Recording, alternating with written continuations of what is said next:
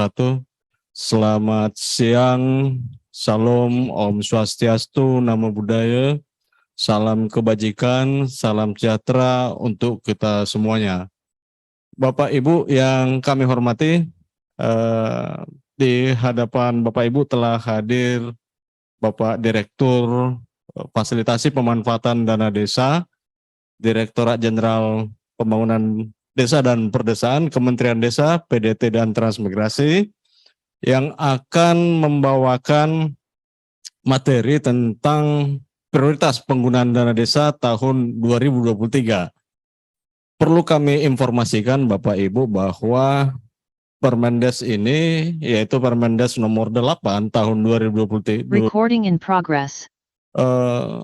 prosesnya sudah, kalau boleh dikatakan, berproses, sudah cukup lama, dalam arti mulai dari proses pengidentifikasian informasi, isu-isu, kemudian rapat-rapat koordinasi dengan berbagai pihak, termasuk informasi dari desa, provinsi, kabupaten, provinsi, kemudian juga dari berbagai kementerian dengan metode rapat koordinasi dengan berbagai sektor untuk memformulasikan kebijakan, kemudian dibahas dan difinalkan. Nah, ada beberapa memang tahapan dalam formulasi kebijakan ini sehingga final menjadi sebuah regulasi. Sebagaimana mandat dari PP 22, kemudian di ayat 21-nya bahwa ada mandat Kementerian Desa membuat prioritas penggunaan dana desa paling lambat 3 bulan sebelum tahun berjalan. Artinya pada bulan September ini sudah final regulasinya yang akan menjadi acuan atau pedoman kita bersama, baik stakeholder yang ada di pusat, provinsi, kabupaten, kecamatan, sampai ke desa. Dengan adanya regulasi ini kita mengharapkan satu sudut yang pandang, satu pandangan yang sama, persepsi yang sama, bagaimana membangun desa, kemudian desa membangun Indonesia melalui dana desa. Dengan demikian kami persilakan Pak Direktur untuk menyampaikan kebijakan-kebijakan tentang penggunaan dana desa yang termuat di dalam Permendes nomor 8 tahun 2022. Kami persilakan Pak Direktur. Terima kasih Pak Frendi Sihotang, Koordinator di Direktorat Fasilitasi Pemanfaatan Dana Desa, yang siang hari ini bertindak sebagai moderator untuk sesi ini. Seluruh peserta yang saya hormati, Assalamualaikum warahmatullahi wabarakatuh. Selamat siang, salam sejahtera untuk kita semua. Shalom, Om Swastiastu, Namo Buddhaya, salam kebajikan, Rahayu. Siang hari ini kita masuk pada sesi kedua yang beberapa saat ke depan saya akan gunakan untuk menyampaikan hal-hal terkait dengan prioritas penggunaan dana desa tahun 2023, dan juga mungkin di akhir paparan ini kita berikan kesempatan untuk manakala ada hal-hal yang ingin ditanyakan secara lebih teknis. Bapak dan sekalian,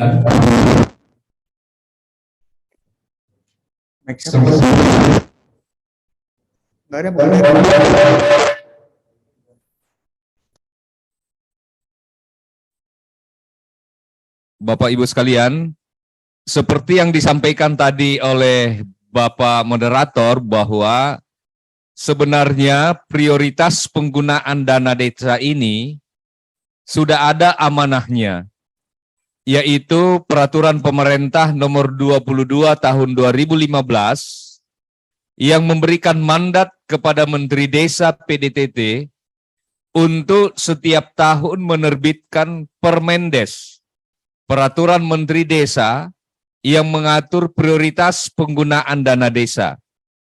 Alhamdulillah, untuk tahun 2023 kita sudah terbitkan Permendesnya. Kalau amanah PP-nya tadi minimal 3 bulan sebelumnya, berarti sampai akhir September, ya alhamdulillah kita terbitkan Permendes ini ditandatangani 13 September, lalu kemudian diundangkan tanggal 20 September yang lalu. Artinya secara aturan Permendes ini sesuai dengan amanah PP nomor 22 tahun 2015 yang wajib diterbitkan 3 bulan sebelum tahun anggaran baru. Permendes inilah yang kemudian kami harapkan bisa menjadi pedoman, dijadikan acuan untuk 74.962 desa-desa kita seluruh Indonesia dalam penetapan RKP, dalam penetapan APBDes desa-desa kita. Tujuan kenapa sampai ada penetapan prioritas penggunaan dana desa ini, tentu dimaksudkan tujuannya adalah bagi pemerintah pusat, pemerintah daerah provinsi, dan pemerintah daerah kabupaten kota dalam melaksanakan pemantauan. Jadi ini dijadikan dalam hal melaksanakan pemantauan, evaluasi, pendampingan masyarakat desa, juga dalam hal pembinaan, fasilitasi prioritas penggunaan dana desa. Kemudian tujuan penetapan untuk pemerintah daerah kabupaten atau pemerintah daerah kota yang mempunyai desa dan pemerintah desa itu sendiri adalah dalam memfasilitasi penyelenggaraan kewenangan desa berdasarkan hak asal-usul dan kewenangan lokal berskala desa serta pemantauan dan evaluasi status perkembangan desa. Sementara bagi pemerintah desa itu sendiri dalam menetapkan prioritas penggunaan dana desa untuk kegiatan perencanaan pembangunan yang ada di desa-desa kita. Bapak dan Ibu sekalian, kami telah menyusun beberapa prinsip penetapan prioritas penggunaan dana desa di tahun 2021 ini. Pertama adalah prinsip kemanusiaan. Sektor-sektor kemanusiaan harus disentuh dari dana desa. Banyak orang yang kurang mampu dari sisi kemanusiaan harus tersentuh melalui dana desa. Makanya kemanusiaan ini adalah salah satu prinsip yang kami masukkan sebagai penetapan prioritas penggunaan dana desa. Begitupun halnya pada saat penentuan prioritas di level desa, maka prinsip kemanusiaan ini harus menjadi acuan dan pedoman. Kemudian yang kedua, keadilan. Dana desa ini penetapan prioritasnya harus mengacu pada prinsip keadilan. Tidak boleh misalnya dana desa ini dinikmati segelintir kelompok yang ada di desa, tetapi dengan seadil-adilnya. Kemudian yang ketiga adalah kebinekaan. Tidak boleh dana desa ini dinikmati oleh kelompok-kelompok ras tertentu, agama-agama tertentu. Tetapi apapun agamanya, apapun warna kulitnya, apapun bahasanya, kalau dia resmi menjadi masyarakat di desa tersebut, maka sama haknya, sama kedudukannya dalam hal menikmati dana desa ini. Kemudian yang keempat adalah keseimbangan alam. Dana desa juga harus memperhatikan keseimbangan alam. Boleh dana desa dipakai untuk desa wisata misalnya, untuk membuat spot-spot wisata baru. Tetapi tidak boleh dengan alasan desa wisata sampai alam yang sudah ada menjadi rusak dan menjadi tidak seimbang. Kemudian kebijakan strategis nasional berbasis kewenangan desa. Bahwa dana desa ini boleh dipakai untuk mensupport kebijakan-kebijakan strategis nasional. Tetapi batasannya adalah kewenangan desa. Tidak boleh dipakai untuk melakukan kegiatan-kegiatan atau program-program kebijakan nasional yang bukan kewenangan desa. Lalu yang keenam, bahwa dana desa ini prinsipnya harus sesuai dengan kondisi objektif yang ada di desa bersangkutan. Kemudian tahun 2023 ini, seperti yang Pak Frendi tadi sampaikan, kita sudah menetapkan Permendes nomor 8 tahun 2022 yang mengatur prioritas penggunaan dana desa tahun 2023. Prioritasnya ada 3 prioritas utama, lalu kemudian dari 3 prioritas utama ini kami akan sampaikan item-itemnya atau kegiatan-kegiatan yang boleh dilakukan dari ketiga prioritas utama ini. Pertama adalah pemulihan ekonomi nasional. Kenapa pemulihan ekonomi nasional menjadi prioritas pertama dari dana desa? Karena kita sudah 3 tahun ini dilanda COVID, menjadi kenyataan bahwa kegiatan aktivitas ekonomi di desa-desa kita menjadi stagnan, bahkan ada yang kurang berjalan dan kurang menggembirakan.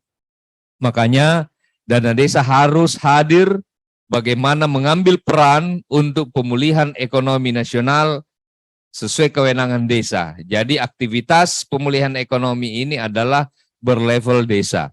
Kemudian yang kedua adalah program prioritas nasional. Dana desa ini diikhtiarkan untuk mensupport program-program prioritas nasional sesuai kewenangan desa. Lalu yang ketiga, prioritas dana desa tahun 2023 nanti adalah dana desa untuk mitigasi dan penanganan bencana alam dan bencana non-alam sesuai dengan kewenangan desa. Ibu dan Bapak sekalian, seluruh peserta sosialisasi yang saya banggakan masih dengan setia ikut dalam sosialisasi ini. Untuk pertama, penggunaan dana desa ini untuk pemulihan ekonomi nasional. Jadi, pemulihan ekonomi nasional ini bentuk kegiatannya, dana desa ini boleh dipakai untuk pendirian, untuk pengembangan, untuk peningkatan kapasitas pengelolaan BUMDes atau BUMDes bersama.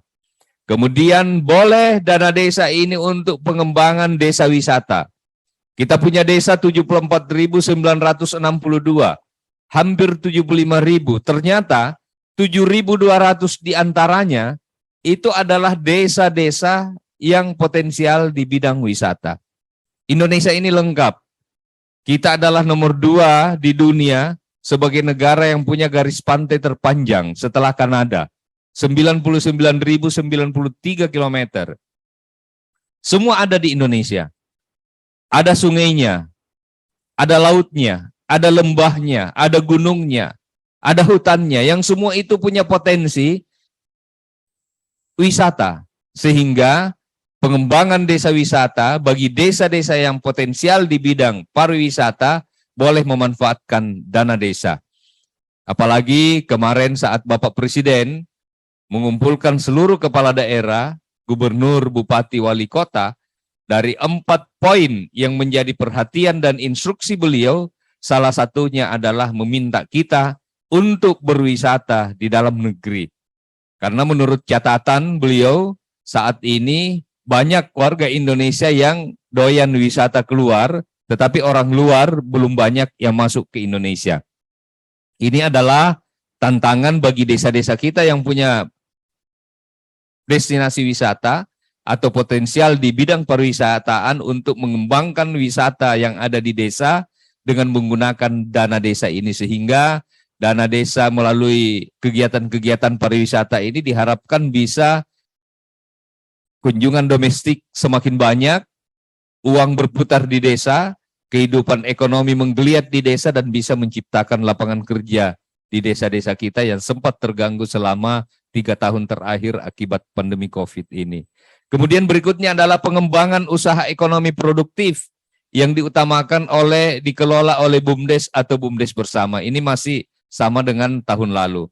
Bapak dan Ibu sekalian, kemudian prioritas yang kedua dari dana desa ini adalah penggunaan dana desa untuk program prioritas nasional. Apa-apa yang bisa dibiayai atau kegiatan-kegiatan apa sebagai turunan untuk penggunaan dana desa bagi program prioritas nasional ini. Pertama adalah dana desa dipakai untuk perbaikan dan konsolidasi data SDGs desa dan pendataan perkembangan desa melalui indeks desa membangun. Jadi kalau ada data-data SDGs yang masih dianggap butuh perbaikan-perbaikan, butuh konsolidasi-konsolidasi, maka dana desa ini dapat digunakan untuk perbaikan dan konsolidasi data dimaksud. Kemudian yang kedua adalah dana desa untuk ketahanan pangan nabati dan hewani. Jadi masih sama seperti tahun lalu, dana desa ini boleh dipakai untuk ketahanan pangan nabati hewani. Kenapa ketahanan pangan ini menjadi penting dan menjadi prioritas penggunaan dana desa tahun ini, tahun 2023, Bapak dan Ibu sekalian? Kalau kita memperhatikan, semua negara di dunia ini yang punya cadangan pangan, itu sudah mengunci untuk tidak mengirim pangannya keluar. Ini artinya apa? Bahwa ada persoalan serius secara global terhadap pangan. Olehnya itu kita pun harus menyikapi dengan membuat regulasi bagaimana dana desa ini bisa berkontribusi untuk cadangan pangan masyarakat melalui kebijakan ketahanan pangan nabati hewani. Apa jenis ketahanan pangannya tentu disesuaikan dengan karakteristik potensi yang dimiliki oleh desa-desa kita. Kalau dia punya potensi di bidang perikanan, tambak ikan misalnya, jangan mencoba-coba dana desa ini dipakai untuk kegiatan-kegiatan pertanian, karena itu tidak efektif. Begitupun sebaliknya dan seterusnya dengan potensi-potensi yang dimiliki oleh desa kita. Kemudian dana desa dipakai untuk pencegahan dan penurunan stunting. Stunting ini adalah program yang menjadi prioritas nasional. Secara nasional, kementerian lembaga terkait fokus untuk mengawal program ini.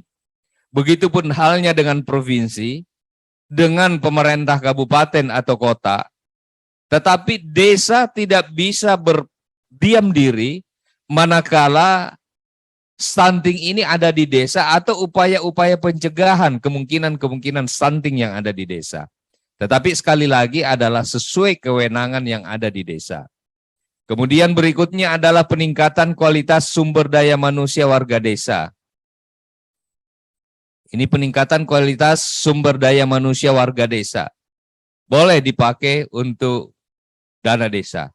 Tetapi apa yang menjadi item kegiatan untuk kualitas SDM warga desa ini tentu terutama sekali adalah kualitas yang dikaitkan dengan kapasitas-kapasitas masyarakat yang mengelola BUMDes. Misalnya kegiatan-kegiatan, saya ngambil contoh, ada satu desa punya potensi di bidang, desa ini potensinya di wilayahnya banyak singkong. Kita atau Kementerian Desa tidak berharap singkong ini panen langsung dijual. Tapi bagaimana caranya singkong ini diolah di desa dulu, setelah dipetik ada pengolahan, sehingga melalui pengolahan ini ada added value, ada penambahan nilai ekonomi, ada penciptaan lapangan kerja. Lalu kemudian peningkatan kapasitas seperti itu bisa dilakukan di desa-desa dengan model-model swakelola. Kemudian berikutnya peningkatan keterlibatan masyarakat secara menyeluruh dalam pembangunan dan pemberdayaan masyarakat desa. Ini juga penting dan bisa digunakan dari dana desa. Kemudian perluasan akses layanan kesehatan sesuai kewenangan desa.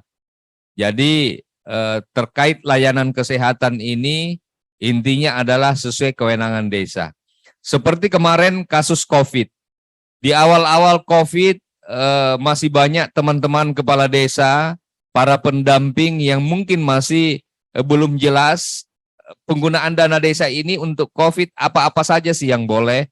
Sebenarnya kita sudah menekankan bahwa semua itu harus sesuai dengan kewenangan desa. Contoh kemarin kasus COVID. Ketika ada kerumunan dan kerumunan itu dikhawatirkan tertular COVID, Maka di tempat-tempat ramai itu bisa dilakukan penyemprotan disinfektan dengan menggunakan dana desa. Ada pilkades, lalu kemudian petugas pilkades ini dibelikan masker, itu boleh dari dana desa. Kemudian ada tempat isolasi mandiri yang ada di desa, juga boleh dari dana desa. Kemudian menyiapkan tempat cuci tangan di tempat-tempat umum, itu boleh dari dana desa. Tetapi kalau sudah tes PCR, perawatan yang sudah memakai tabung, perawatan yang sifatnya ditangani oleh medis, maka itu bukan lagi kewenangan desa, tapi itu ditangani dan menjadi kewenangan pemerintah kabupaten, pemerintah provinsi, dan pemerintah pusat atau Kementerian Kesehatan. Bapak dan Ibu sekalian, kemudian ini yang mungkin baru, dan teman-teman kepala desa selama ini memperjuangkan sehingga Bapak Presiden merespon, Bapak Menteri merespon, dan kami masukkan dalam Permendes di poin G ini adalah dana operasional pemerintah desa. Jadi dana operasional pemerintah desa ini paling banyak 3% dari pagu dana desa setiap desa. Jadi kalau pagunya 1 miliar, paling banyak 30 juta rupiah. Bisa dibawanya kalau mau mengambil hanya 25%, 2,5% atau 25 juta dari 1 miliar silakan. Tetapi tidak boleh lebih dari 3% pagu dana desa yang diperuntukkan untuk dana operasional pemerintah desa. Saya pikir nanti Ibu dan Bapak sekalian sudah nanya-nanya nih. Dana operasional yang 3% ini item-item kegiatannya apa-apa saja. Tadi di sesi pertama tadi pagi sudah ada yang nanya dari Buol kalau saya tidak salah, dan nanti akan saya jelaskan dana 3% operasional pemerintah desa ini diperuntukkan untuk apa-apa saja. Kemudian dana desa juga dipakai untuk penanggulangan kemiskinan, terutama kemiskinan ekstrim. Kemiskinan ekstrim memang orang miskin ini ada di antara kita dan itu bisa di-cover dari dana desa. Tapi pemerintah desa juga harus hati-hati dalam menetapkan penerima KPM, keluarga penerima manfaat untuk menerima BLT ini. Misalnya untuk kemiskinan ekstrim ini, karena kebanyakan warga ketika didata untuk bantuan, ya banyak juga saya temukan di beberapa desa warganya rame-rame ingin menjadi seakan-akan dikatakan miskin agar mendapatkan bantuan tersebut. Tetapi yang menjadi catatan adalah dalam hal penetapan warga miskin atau miskin ekstrim itu harus betul-betul dibahas dalam musyawarah desa dengan mendapatkan informasi-informasi dari seluruh lapisan masyarakat, terutama pendataan yang dimulai dari tingkat RT, RW, dusun yang ada di desa-desa kita. Kemudian bantuan langsung tunai, ini erat kaitannya dengan penanggulangan kemiskinan tadi. Bantuan langsung tunai ini untuk mendukung percepatan penghapusan kemiskinan ekstrim yang menjadi fokus atau perhatian pemerintah kita akhir-akhir ini. Bapak dan Ibu sekalian, kemudian saya melangkah kepada prioritas ketiga dari dana desa ini adalah dana desa untuk mitigasi bencana alam dan non-alam. Mitigasi dan penanganan bencana alam, mitigasi dan penanganan bencana non-alam. Saya katakan tadi, kita adalah negara yang sangat besar, kita memiliki lebih dari 17.000 pulau besar dan kecil, kita semuanya ada lembahnya, ada bukitnya, ada sungainya, potensi-potensi bencana alam itu ada, seperti tanah longsor, angin puting beliung, banjir, dan lain sebagainya, sehingga manakala mudah-mudahan ini tidak dipakai oleh desa-desa kita, tetapi kalau dalam kondisi darurat ini dipakai, maka kita memberikan ruang ini dapat digunakan oleh desa yang daerahnya dan mengalami bencana alam yang saya maksudkan tadi. Karena pemerintah desa hakikatnya adalah pemerintah yang ada terdepan di tengah-tengah masyarakat yang bisa dengan gerak cepat bisa menghadapi dan menangani penanggulangan bencana alam ini. Begitupun non alam seperti COVID ini kan sekarang pemerintah belum mencabut status pandemi. Tapi manakala besok lusa karena kasusnya sudah hampir hilang, sudah ditetapkan sebagai endemik, maka tentu kita akan menyesuaikan penggunaan dana desa ini dengan tidak untuk bencana alam lagi seperti COVID. Bapak dan Ibu sekalian, yang menjadi catatan penting dari penetapan prioritas penggunaan dana desa ini adalah bahwa prioritas ini harus dibahas, disepakati, didiskusikan secara bersama-sama, kemudian ditetapkan di mana forum yang membahas, kemudian menyepakati, menetapkan ini, tentu forumnya adalah musyawarah desa. Karena forum musyawarah desa penyusunan rencana kerja pembangunan tersebut adalah forum tertinggi yang ada di desa untuk mendiskusikan, membahas, menyepakati, dan menetapkan perencanaan pembangunan berlevel desa. Dan kemudian ini dituangkan dalam berita acara. Kemudian yang kedua, penetapan prioritas ini dilaksanakan mengikuti tahapan perencanaan pembangunan yang ada di desa, sesuai ketentuan peraturan perundang-undangan tentunya. Kemudian prioritas penggunaan dana desa ini dilaksanakan melalui sakelola dengan mendayagunakan sumber daya lokal desa dan diutamakan menggunakan pola padat karya tunai desa. Kenapa padat karya? Karena kalau padat karya ini semua sumber daya adalah sumber daya yang ada di desa. Kemudian pendanaan padat karya tunai desa dialokasikan untuk upah pekerja dengan mendayagunakan sumber daya lokal desa dan diutamakan menggunakan pendanaan padat karya tunai ini dialokasikan untuk upah paling sedikit 50% dari dana kegiatan padat karya. Jadi kalau dananya 1 juta, maka upahnya itu paling sedikit Rp500.000. Gambarannya seperti itu. Kemudian penetapan prioritas penggunaan dana desa ini, Ibu dan Bapak sekalian, dia akan menjadi bagian dari rencana kerja pembangunan desa, RKP desa. Kemudian dia disusun berdasarkan hasil pendataan SDGs yang dilakukan oleh desa-desa kita. Kemudian bisa juga sumbernya dari data yang disediakan oleh kementerian, misalnya data IDM, bisa juga dari aspirasi masyarakat. Makanya saya pada berbagai kesempatan selalu mengatakan bahwa kualitas musyawarah desa itu dapat dilihat bukan dari banyaknya orang yang hadir, tapi banyaknya keterwakilan yang hadir. Untuk apa banyak dari sisi jumlah yang hadir bermusyawarah desa, tapi itu diisi oleh orang-orang kepala desa, oleh perangkat-perangkat desa. Itu tidak fair. Tetapi ketika musyawarah desa itu dihadiri oleh keterwakilan masyarakat sebanyak-banyaknya, maka musyawarah desa itu semakin berkualitas dan baik. Ada tokoh perempuan yang hadir, yang mungkin dalam musyawarah desa tersebut menyuarakan bagaimana kepentingan-kepentingan pembangunan perempuan. Ada tokoh agama yang mungkin menyuarakan bagaimana pembinaan mental, spiritual, keagamaan di desa tersebut juga dibiayai dari dana desa. Ada tokoh pemuda yang mungkin menyuarakan bagaimana pemuda-pemuda di desa tersebut bisa tersentuh dari dana desa dengan kegiatan-kegiatan yang positif agar mereka terhindar dari kegiatan-kegiatan yang tidak baik.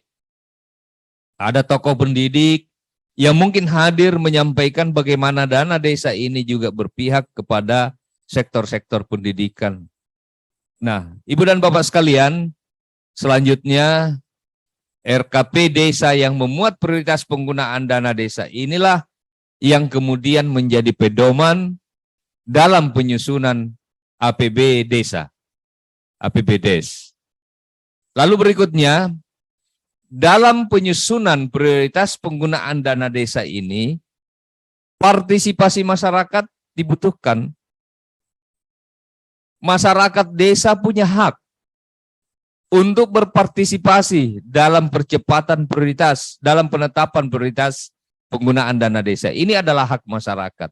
Tidak boleh penetapan prioritas ini ditetapkan sepihak oleh perangkat desa misalnya.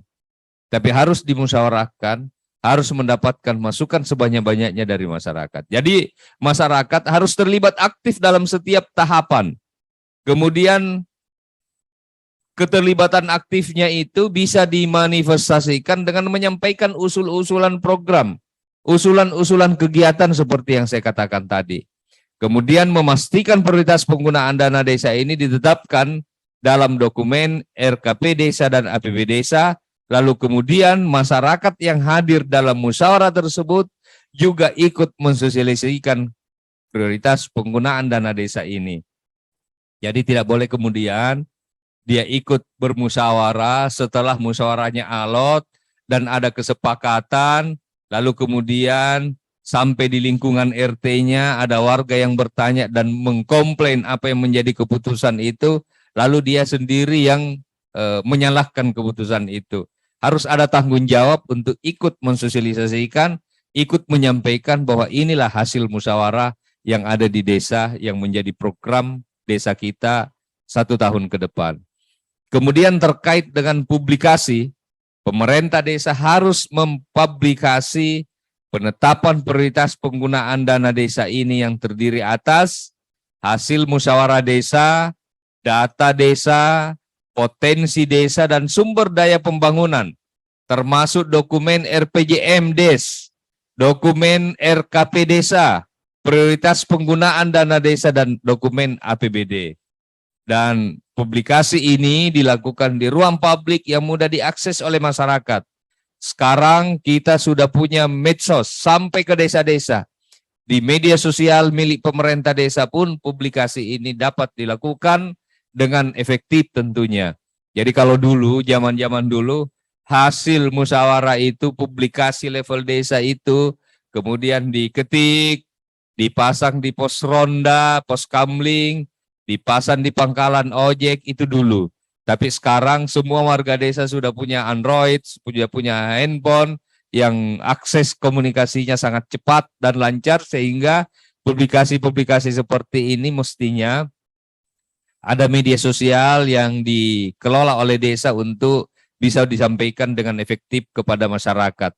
Dalam hal pemerintah desa tidak mempublikasi prioritas penggunaan dana desa di ruang publik, maka Badan Permusyawaratan Desa menyampaikan teguran lisan. Jadi bisa ditegur oleh BPD atau teguran tertulis kepada pemerintah desa dengan tembusan kepada bupati. Karena ini harus ada keterbukaan kepada seluruh masyarakat. Masyarakat harus membacanya dan mengetahuinya. Dalam hal pelaporan, kepala desa ini menyampaikan pelaporan penetapan prioritas penggunaan dana desa kepada menteri yang disampaikan dalam bentuk dokumen digital menggunakan sistem informasi desa SID yang disediakan oleh kementerian. Kemudian dalam hal laporan dapat disampaikan dalam bentuk dokumen digital, dalam hal tidak dapat disampaikan dalam dokumen digital, maka kepala desa ini dapat menyampaikan laporan secara offline dengan difasilitasi oleh tenaga pendamping profesional. Jadi para pendamping-pendamping desa kita, pendamping lokal desa, pendamping desa untuk aktif mengontrol ini. Manakala tidak disampaikan secara online, maka offline-nya seperti pilihan kedua tadi. Kemudian dalam hal pembinaan, menteri melakukan pembinaan melalui sosialisasi. Jadi termasuk yang kita lakukan hari ini adalah sosialisasi, berarti sudah gugur kewajiban menteri untuk pembinaan ini. Karena kemarin Pak Menteri sudah press release terkait ini, hari ini kita tindak lanjuti, saya memaparkan ini, maka ini adalah sosialisasi. Kemudian pemantauan, evaluasi prioritas penggunaan dana desa.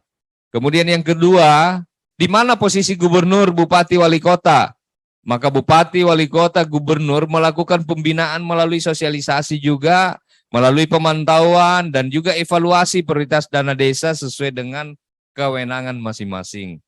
Lalu yang ketiga adalah pembinaan dapat dibantu oleh perangkat daerah atau tenaga pendamping profesional sesuai dengan ketentuan peraturan perundang-undangan. Nah, ketentuan lain-lainnya, pertama dalam hal terdapat arahan kebijakan pemerintah pusat, prioritas penggunaan dana desa dilaksanakan oleh desa sesuai dengan ketentuan peraturan perundang-undangan. Kemudian pengelolaan keuangan pelaksanaan prioritas penggunaan dana desa ini dilaksanakan sesuai dengan ketentuan peraturan perundangan yang mengatur mengenai pengelolaan keuangan desa. Nah, ini Bapak dan Ibu sekalian, contoh kegiatan prioritas penggunaan dana desa sesuai dengan lampiran Permendes nomor 8 tahun 2022. Prioritas penggunaan dana desa untuk pendirian, pengembangan, peningkatan kapasitas pengelolaan BUMDes-BUMDesma. Jadi contoh-contoh kegiatannya bisa dalam bentuk pendirian BUMDes-BUMDesma, bisa dalam bentuk penyertaan modal BUMDes-BUMDesma, kemudian bisa dalam bentuk pengembangan usaha atau unit usaha yang ada di BUMDes-BUMDesma yang difokuskan untuk pembentukan dan pengembangan produk unggulan. Kemudian kegiatan lainnya untuk perwujudan, pendirian, pengembangan, dan peningkatan kapasitas pengelolaan BUMDes-BUMDesma. Ini contoh yang kemudian prioritas dana desa untuk pengembangan usaha ekonomi produktif. Maka contoh-contoh kegiatannya adalah di bidang pertanian misalnya, di bidang perkebunan, peternakan, pada pembentukan dan pengembangan produk unggulan. Nanti ini bahannya bisa di-share kepada seluruh peserta sosialisasi hari ini. Kemudian di bidang jasa, di bidang sarana prasarana pemasaran, kemudian pemanfaatan potensi wilayah hutan dan optimalisasi perhutanan sosial. Lalu kemudian pengelolaan hutan, pemanfaatan teknologi tepat guna TTG. Kemudian kegiatan lainnya di dalam rangka mewujudkan pengembangan usaha ekonomi produktif. Ini selanjutnya adalah prioritas penggunaan dana desa untuk pengembangan desa wisata. Dapat digunakan untuk apa saja? Pengadaan, pembangunan, pemanfaatan, pemeliharaan, sarana prasarana. Kemudian promosi desa wisata juga boleh. Kemudian pelatihan, pengelolaan desa wisata, pengembangan investasi desa wisata, pengembangan kerjasama antar desa wisata. Ini contoh-contoh kegiatannya. Pengembangan desa wisata sesuai dengan kewenangan desa yang diputuskan melalui musyawarah yang ada di desa-desa kita. Kemudian untuk perbaikan konsolidasi data, dana desa boleh untuk pendataan potensi dan sumber daya pembangunan yang ada di desa. Dana desa boleh untuk pendataan pada tingkat RT, pendataan pada tingkat keluarga, kemudian pendataan warga pekerja migran, dan seterusnya. Ini semua ada contoh-contohnya. Kemudian berikutnya, untuk ketahanan pangan nabati dan hewani, pengembangan usaha pertanian, usaha-usaha pertempuran, jadi pengadaan bibit atau benih, pemanfaatan lahan untuk kebun bibit atau benih, dan seterusnya. Kemudian untuk pembangunan pengolahan lumbung pangan pun ada pembangunan lumbung pangan desa, pembangunan dan pemeliharaan infrastruktur, kemudian pembangunan prasarana pemasaran produk pangan dan lain sebagainya. Sementara untuk pengolahan pasca panen, dana desa ini boleh dipakai untuk pengadaan alat teknologi tepat guna, pengolahan pasca panen, kemudian pelatihan pengolahan hasil panen. Ini contoh-contoh untuk kegiatan ketahanan pangan nabati dan hewani.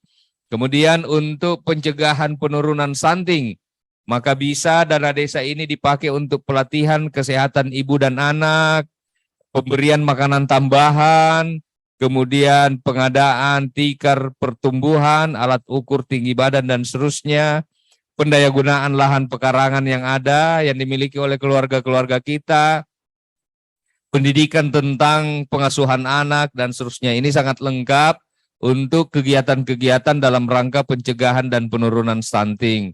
Kemudian untuk peningkatan kualitas sumber daya manusia, ini juga lengkap contoh-contoh kegiatannya. Lalu kemudian untuk peningkatan keterlibatan masyarakat menyeluruh juga ada, mulai dari kegiatan pelayanan dasar untuk kelompok marginal, penguatan nilai agama, dan seterusnya. Lalu kemudian untuk optimalisasi pelaksanaan program jaminan kesehatan nasional, mulai dari sosialisasi promosi kebijakan, program jaminan sosial, advokasi, bisa kegiatan optimalisasi, dan seterusnya. Ini ada beberapa contoh untuk penanggulangan penyakit menular dan penyakit lainnya. Jadi bentuk kegiatannya bisa dalam bentuk kampanye, promosi, perilaku bagaimana masyarakat diedukasi untuk hidup sehat, hidup bersih, bagaimana mengkonsumsi gizi yang seimbang di masing-masing rumah tangga, dan seterusnya. Termasuk pencegahan penyakit seperti diare, penyakit menular. Ini semuanya lengkap kami sajikan dalam Permendes ini. Kemudian untuk pencegahan pemberantasan penyalahgunaan peredaran gelap narkotik, kegiatannya bisa dalam bentuk kegiatan keagamaan untuk edukasi dan pencegahan agar masyarakat kita, generasi muda kita terhindar dari narkoba. Jadi bentuk kegiatannya bisa penyuluhan, bisa sosialisasi, dan seterusnya. Bisa juga untuk pagelaran, festival, seni budaya untuk menumbuhkan kreativitas mereka, agar mereka bisa melaksanakan aktivitas-aktivitas yang positif. Kemudian untuk pengembangan pelayanan kesehatan, bisa dalam bentuk pengadaan, pembangunan, pengembangan, pemeliharaan, sarana pondok bersalin desa, dan seterusnya. Termasuk bantuan operasional untuk akses, jadi akses bukan honor, layanan para medis. Kemudian untuk operasional pemerintah desa, mungkin ini yang banyak ditunggu-tunggu. Apa? Jadi saya ingin menyampaikan bahwa operasional pemerintah desa ini adalah bukan honor kepala desa. Ini yang harus ditahu dulu. Operasional pemerintah desa ini bukan honor, tetapi dia bentuknya operasional yang menunjang tugas-tugas kepala desa. Jadi boleh dipakai untuk biaya koordinasi.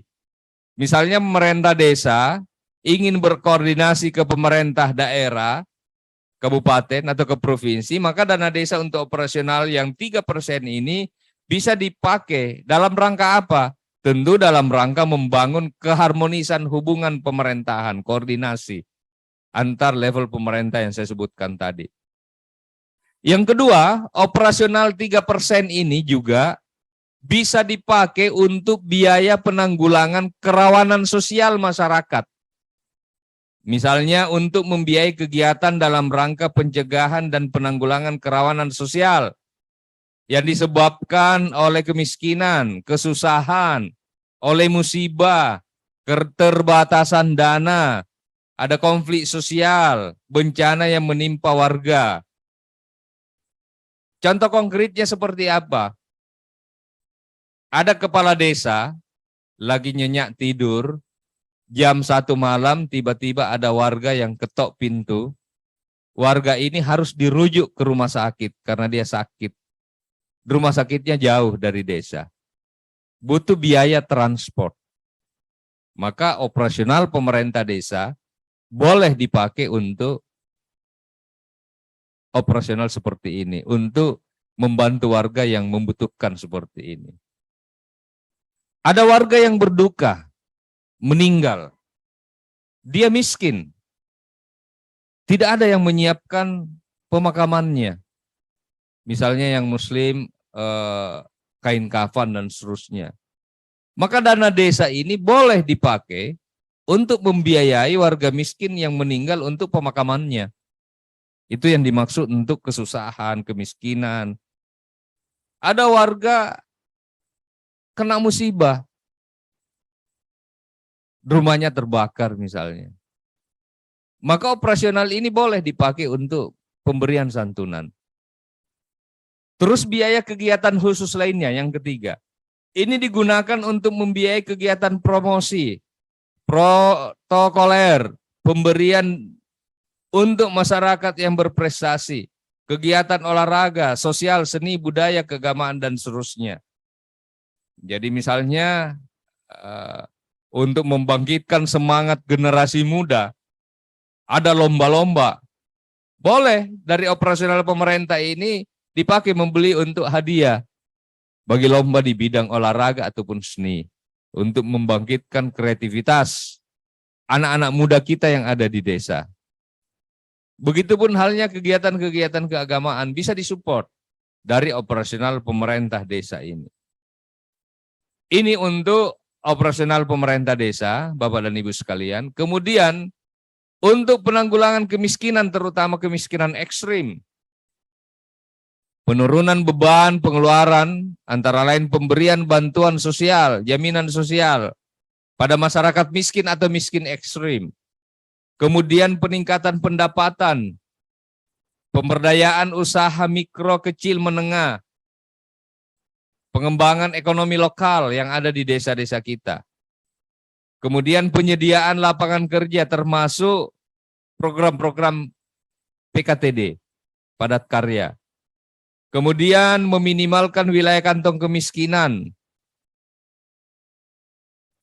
Misalnya mengembangkan pos pelayanan terpadu, pos Yandu, pos Kesdes, pos kesehatan desa, pendidikan anak usia dini PAUD, dan meningkatkan konektivitas antar wilayah desa, antara lain membangun jalan desa dan jembatan sesuai dengan kewenangan desa. Lalu berikutnya adalah bantuan pembangunan, perbaikan, dan rehabilitasi rumah layak huni dan sehat untuk warga miskin dan warga miskin ekstrim. Boleh dari dana desa untuk sektor ini. Kemudian, untuk BLT, bantuan langsung tunai dana desa ini dialokasikan maksimal 25%. Ini yang berbeda dengan kebijakan kita tahun 2022 ini yang mematok minimal 40%. Nah, sekarang karena ekonomi sudah mulai jalan, mudah-mudahan semua mulus-mulus saja, ekonomi kita di desa bangkit, yang tidak kerja kemudian kerja, yang dagangannya tadinya tidak laku sudah mulai laku karena daya beli sudah mulai meningkat. Maka antara lain pertimbangannya seperti itu, maka BLT di 2023 nanti adalah maksimal 25%. Sehingga dengan BLT 25% maksimal ini memberikan ruang bagi desa-desa kita untuk mengefektifkan apa yang menjadi usulan-usulan atau program-program prioritas yang ada di desa. Jadi ruang fiskalnya semakin besar, sehingga ruang kreativitasnya juga semakin besar untuk mengakomodir apa yang menjadi usulan-usulan, masukan-masukan warga desa. Kemudian untuk BLT maksimal 25% ini, kriterianya apa saja?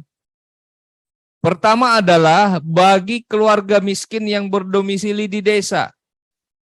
Jadi dia harus berdomisili desa. Dan diutamakan miskin ekstrim. Jadi urutannya itu miskin ekstrim dulu yang dahulu. Jangan yang miskin biasa-biasa saja dapat, lalu yang memang hidup sebatang kara, miskin ekstrim, nggak bisa diapa-apain, itu tidak dapat, itu tidak adil. Menyalahi prinsip penetapan prioritas yang tadi berkeadilan, yang saya sampaikan di awal paparan ini. Yang kedua adalah bagi keluarga yang terdapat anggotanya yang rentan sakit. Ada anggota keluarga rentan sakit kronis menahun. Kemudian yang ketiga adalah keluarga dengan anggota rumah tangga tunggal lanjut usia. Ini yang sebatang kara nih.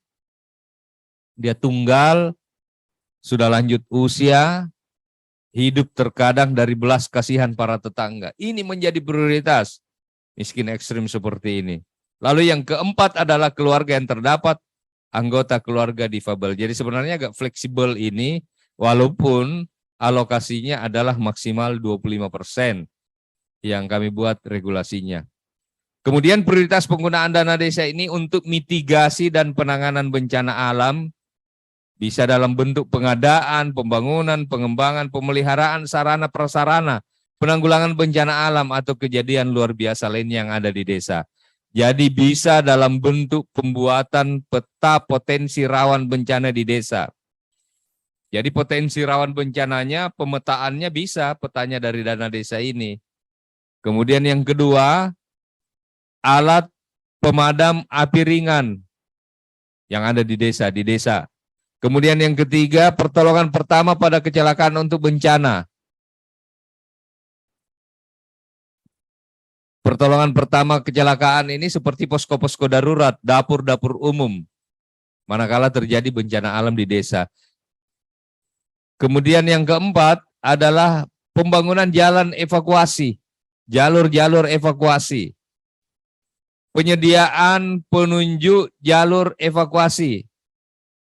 Kegiatan tanggap darurat bencana alam. Ya, jadi ini erat kaitannya dengan pertolongan pertama tadi, tanggap darurat ini. Ada kejadian langsung action. Itu boleh dari dana desa. Penyediaan tempat pengungsian. Manakala ada warga tempatnya banjir, kemudian di lokasi yang banjir tersebut tidak bisa ditempati oleh warga, maka bisa dibuat tempat pengungsian. Pembersihan lingkungan perumahan yang terkena bencana alam, rehabilitasi dan rekonstruksi lingkungan, kemudian sarana prasarana untuk mitigasi dan penanggulangan bencana alam. Lalu berikutnya Bapak dan Ibu sekalian, untuk bencana non alam antara lain muncul akibat endemik, wabah, virus, bakteri yang berdampak luas bagi masyarakat. Seperti contohnya coronavirus ini. Kemudian bencana non alam yang muncul bertahap, hewan dan ternak seperti penyakit menular mulut dan kuku, antraks. Tapi ini pun harus sesuai kewenangan desa, karena penyakit mulut dan kuku tadi itu ada pembagian kewenangannya, termasuk penyediaan vaksin itu dalam peraturan Menteri Pertanian itu menjadi kewenangan pemerintah kabupaten. Jadi desa ini mungkin sifatnya adalah sosialisasi atau pembersihan kandang yang sesuai kewenangan desa, yang kecil-kecil saja. Lalu yang ketiga adalah bencana non alam seperti tanaman produksi rakyat, kena hama wereng, kemudian hama belalang, itu bagaimana. Tetapi sekali lagi ini harus dikomunikasikan dengan SKPD teknis terkait, dan sekali lagi kuncinya adalah kewenangan desa. Begitupun untuk kegiatan-kegiatan lain seperti desa aman COVID, relawan desa aman COVID, dan seterusnya. Bapak dan Ibu sekalian,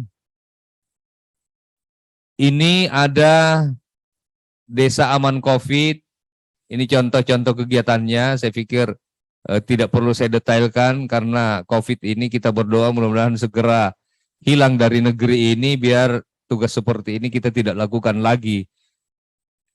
Ini tugas relawannya melakukan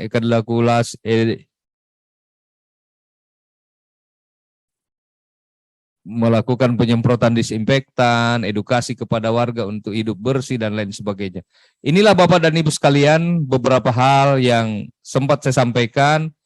Saya berharap seluruh peserta kita yang masih bertahan hampir 900 orang, dari tadi pagi 1000, bahkan banyak yang terpental tidak bisa masuk, dengan waktu yang tersisa kita efektifkan untuk diskusi dan sharing.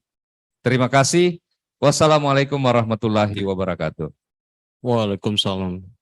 Terima kasih Pak Direktur.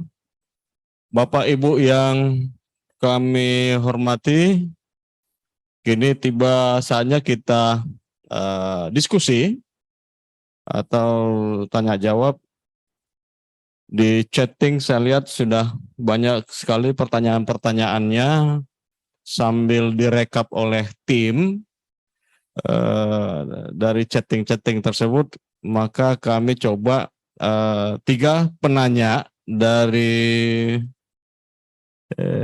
daring atau dari link, ya.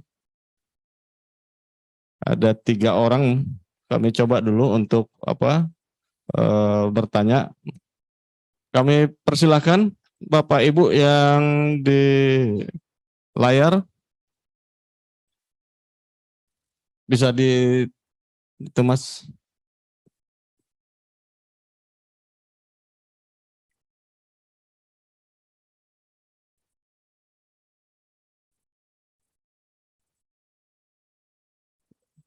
Ya, kami persilahkan dari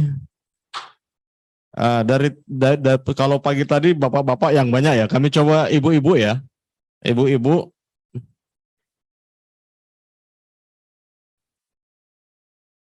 Ibu-ibu dari mana nih?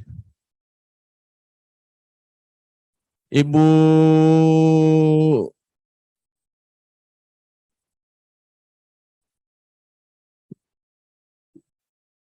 Rina? Ya, Ibu Rina dari Berau. Ya Pak, dari Bro Pak. Ya, persilakan Bu. Dari Berau ini dari TPP ya? Ya, saya dari pendamping desa Pak, dari Kabupaten Berau, Kecamatan Gunung Tabur. Oke, pertanyaannya singkat padat ya Bu ya? Siap Pak, siap. Baik Pak, yang ingin saya tanyakan, untuk kemiskinan ekstrim itu maksimal 25%. Ya, untuk datanya itu bagaimana Pak? Apakah disediakan pemerintah pusat atau dari kampung Pak? Atau dari desa? Kalau di Berau itu kampung Pak. Nah, kemudian pertanyaan saya lagi Pak, yang kedua, untuk operasional pemerintah kampung yang 3%, berarti itu fleksibel Pak ya kegunaannya. Jadi bukan hanya untuk aparaturnya saja, tetapi bisa untuk keluarga yang membutuhkan. Mungkin itu saja Pak dari saya. Terima kasih. Ya, terima kasih Ibu. 1, 2 lagi, coba ditampilkan.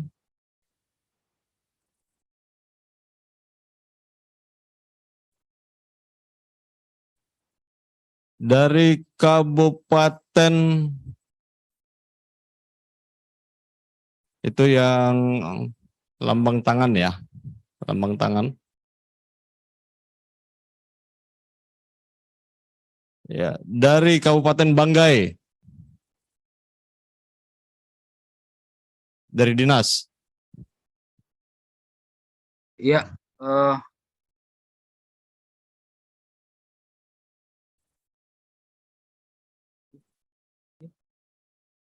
Silakan Pak. iya, kedengaran Pak? Ya, kedengaran. Ya, iya. Assalamualaikum warahmatullahi wabarakatuh. Selamat sore, salam sejahtera untuk kita semua Pak. Langsung saja ke pertanyaan terkait prioritas penanggulangan kemiskinan ekstrim. Salah satunya dapat digunakan untuk jaminan sosial bagi masyarakat miskin atau difabel. Nah, yang dimaksud dengan jaminan sosial ini apakah kesehatan dan ketenagakerjaan Pak? Itu mungkin yang masih belum jelas Pak terkait dengan jaminan sosial yang bisa digunakan dari dana desa. Itu saja Pak, terima kasih. Ya, terima kasih Pak. Kemudian dari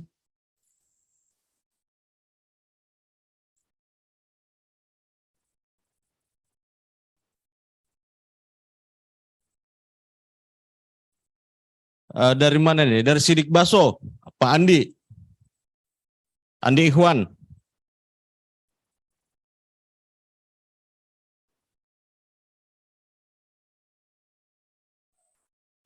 Ya, terima kasih Pak. Kedengaran Pak? Ya, kedengaran. Lanjut. Ya, oke. Terima kasih Pak. Singkat saya mungkin. Assalamualaikum warahmatullahi wabarakatuh. Pertanyaan saya Pak, masalah apa yang menjadi syarat penerima BLT tadi yang di Permendes nomor 8, itu kalau tidak salah cuma ada 4 poin. Sementara kalau berdasar dengan yang di aturan sebelumnya di tahun lalu itu kan ada berapa poin Pak, termasuk dengan kalau tidak salah ingat persyaratan salah satunya adalah penerima BLT tidak boleh menerima bantuan lainnya. Nah, apakah syarat ini masih berlaku sampai dengan tahap ini atau tidak Pak? Karena ini saya lihat tidak diatur dalam Permendes nomor 8 yang terbaru untuk tahun 2022. Kemudian Pak, mungkin ini lanjutan dari apa tadi yang disampaikan teman-teman di sesi sebelumnya terkait dengan penilaian untuk desa bagi desa yang ingin mendapatkan dana tunjangan kinerja itu, mungkin bisa dilibatkan pendamping Pak itu dalam hal merekomendasikan desa-desa yang mungkin bisa atau berpeluang untuk mendapatkan itu. Karena jangan sampai maksudnya ketika ini diserahkan semua di kabupaten, mungkin kabupaten tidak tahu kondisi sebenarnya tentang desa itu, akhirnya bisa dibilang lah mungkin anggapannya salah menunjuk begitu Pak. Atau salah menentukan. Tergantung nanti sisa penilaian tentang itu dikembalikan di Pemda. Kemudian Pak, pertanyaan yang berikutnya, yang terakhir, terkait dengan kriteria miskin ekstrim, tadi yang sempat di materi pertama saya dengarkan adalah berdasar data P3KE Pak ya, kalau tidak salah ya. Yang saya mau tanyakan, apakah data P3KE ini Pak berisi data nama penduduk yang tergolong kategori ekstrim itu atau miskin itu, atau cuman dalam bentuk kriteria seperti yang tertuang dalam Permendes nomor 8 Pak? Karena kemarin di tahun lalu kami juga berdasar dengan data DTKS yang kalau tidak salah dikeluarkan dari Kementerian Sosial, itu masih banyak data-data yang kami anggap itu kurang valid Pak. Karena ada juga di situ mungkin orang yang seharusnya tidak bersyarat untuk menerima BLT tapi masuk juga dalam data DTKS itu. Ya saya kira terima kasih Pak. Assalamualaikum warahmatullahi wabarakatuh. Ya, terima kasih Bapak Ibu yang kami hormati. Ada 3 penanya Pak Direktur.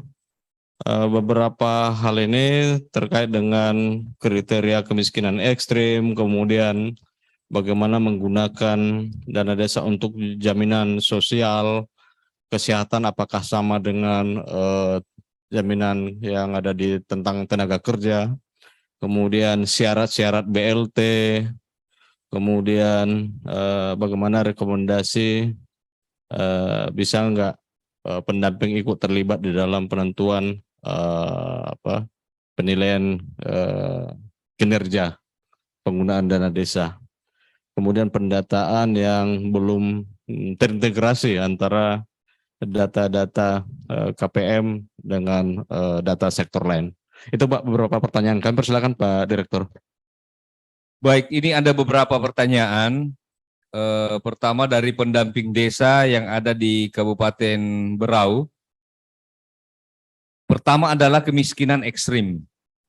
Tadi disampaikan oleh narasumber sebelumnya, Pak Aris dari Kementerian Keuangan, bahwa saat ini sudah ada data P3KE yang nantinya semua data itu sudah ada di dalamnya. Tetapi desa juga kan punya kewenangan, punya forum yang bernama musyawarah desa untuk menginventarisir warga-warga miskin yang mendapatkan bantuan, terutama untuk BLT. Jadi karena basisnya adalah basis masyarakat, pendataannya mulai dari tingkat RT, kemudian RW, kemudian dari relawan-relawan pendataan itu dibahas musyawarah desa. Kalau ini berjalan secara efektif, saya pikir tidak ada warga miskin ekstrim yang tidak tersentuh melalui bantuan BLT. Kenapa? Saya selalu mengatakan bahwa kalau pendataan KPM, keluarga penerima manfaat, mulai proses pendataannya ini berjalan secara fair, maka pasti nggak ada gejolak di desa. Karena pendataannya secara terbuka dan melibatkan banyak masyarakat.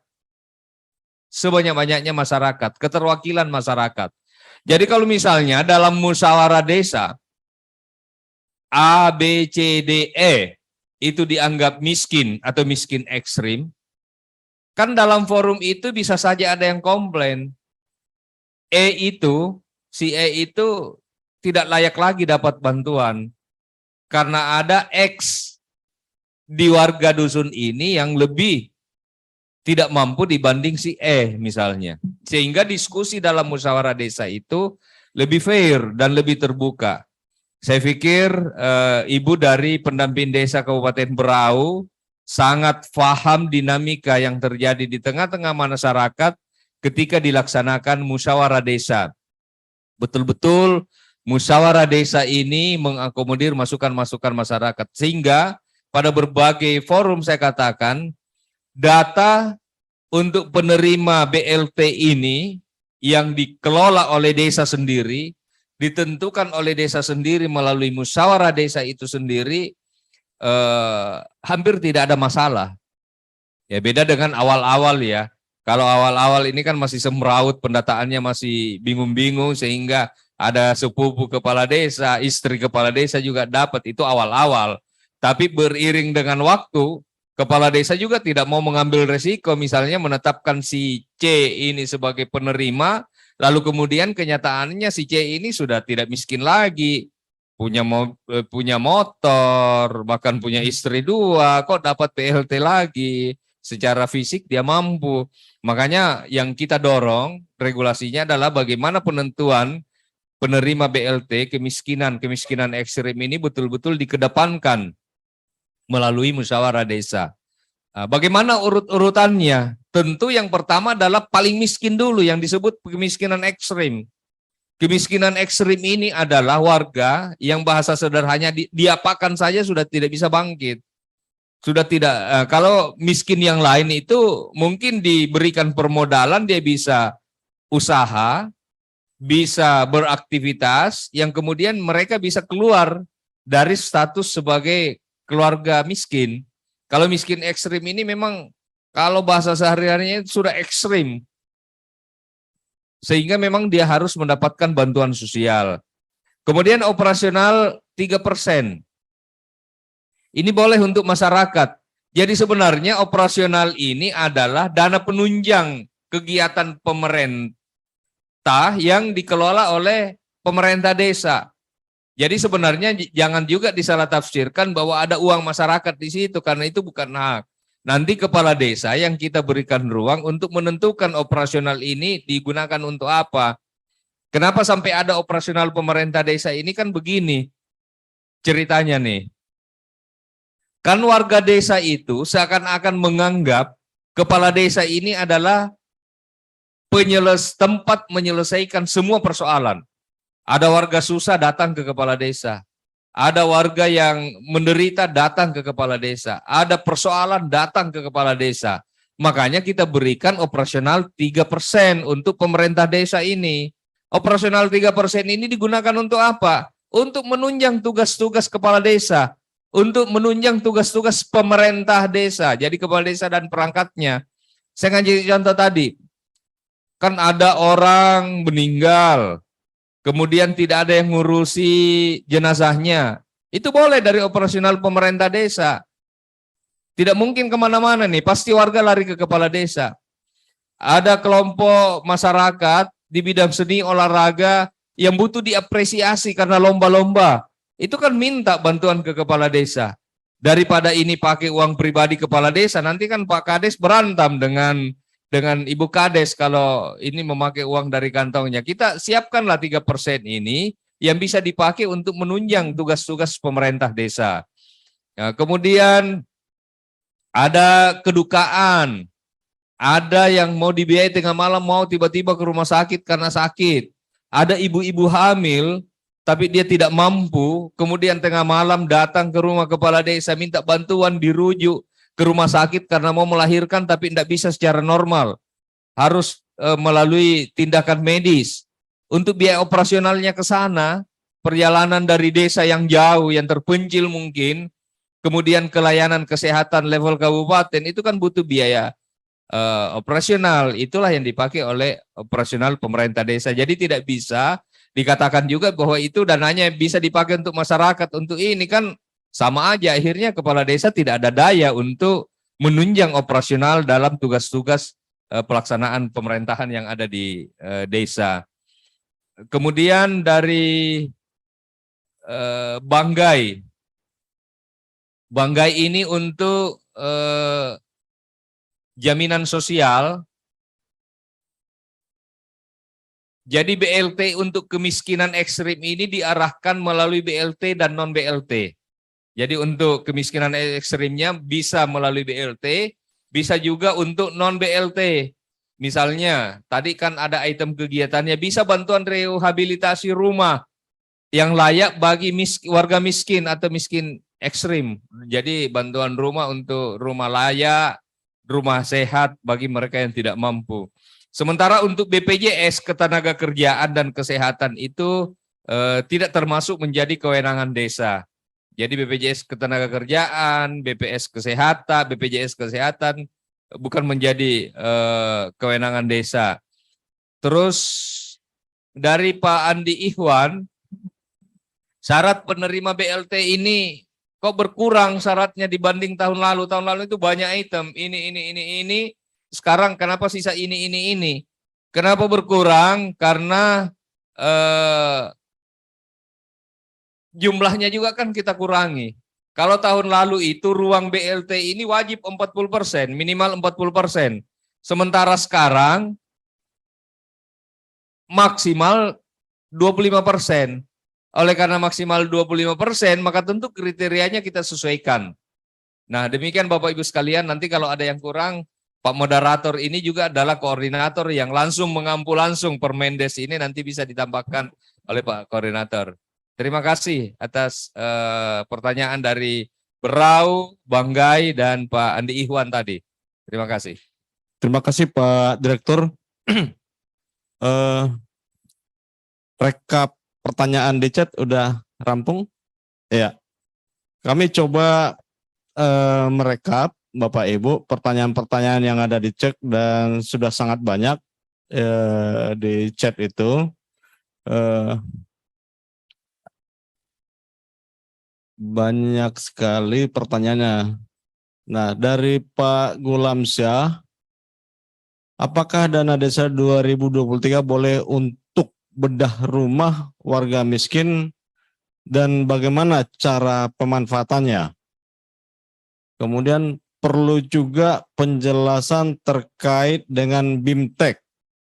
Apakah boleh BIMTEK untuk perangkat desa, kepala desa terkait dengan tupoksi mereka dengan menggunakan dana desa? Kemudian yang di bawahnya, dengan keluarnya Permendes 8 tahun 2022 tentang prioritas penggunaan dana desa 2023, apakah Pemda masih perlu mengeluarkan Perbub tentang prioritas penggunaan dana desa tahun 2023? Nah, ini ada 3 pertanyaan dulu Pak Dir, ada 3. Kami persilakan Pak Direktur.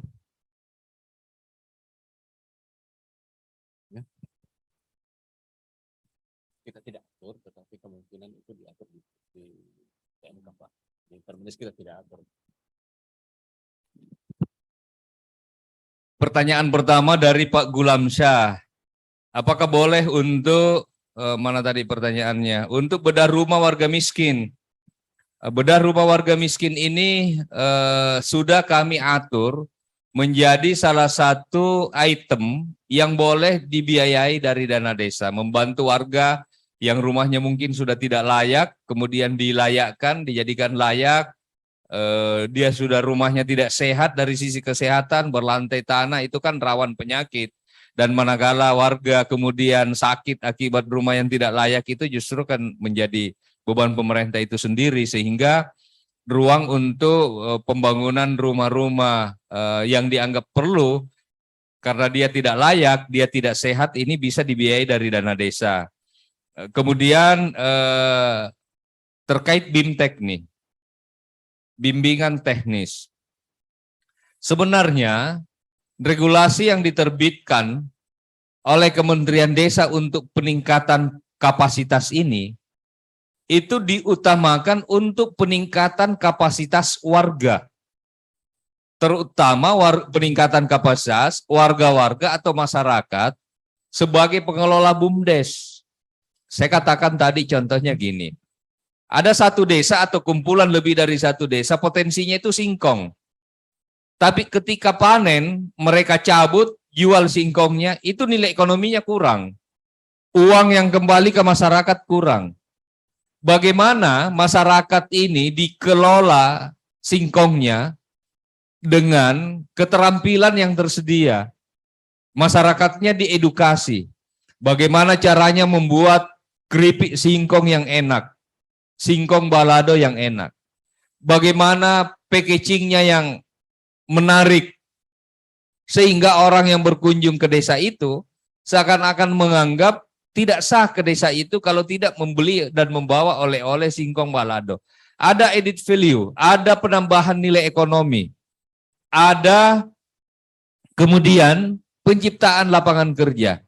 Kalau bimbingan-bimbingan teknik seperti yang selama ini sebagian, mohon maaf, sebagian pemerintah daerah mengkoordinir, itu kami tidak atur dan tidak sesuai dengan prioritas penggunaan dana desa. Terutama BIMTEK yang dikelola terpusat di level kabupaten, lalu kemudian studi banding ke Bali, studi banding ke Lombok, kemudian travelnya pihak ketiganya, vendornya tidak cukup dananya lalu terlunta-lunta di bandara, kan ada yang seperti itu. BIMTEK seperti ini di zaman sekarang tidak relevan lagi. Kapasitas apa sih yang ingin ditingkatkan? Jadi saya pikir lebih efektif dana desa ini dipakai untuk peningkatan kapasitas masyarakat dibanding BIMTEK para kepala desanya. Karena itu tidak ada dalam regulasi yang kita buat. Kemudian Perbub tentang prioritas penggunaan dana desa, kita juga tidak mengatur Permendes ini kemudian harus ditindaklanjuti dengan peraturan bupati tentang prioritas penggunaan dana desa.